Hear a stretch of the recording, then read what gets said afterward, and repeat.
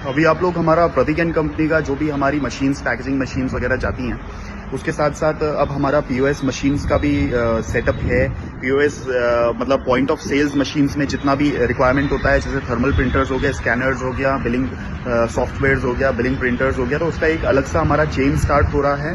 उसका मैं आपके साथ वीडियो शेयर करता हूँ। ये है प्रतीक एंड कंपनी का सेकेंड यूनिट जो हम पीओएस मशीन्स का जो मैं आपसे डिस्कस कर रहा था।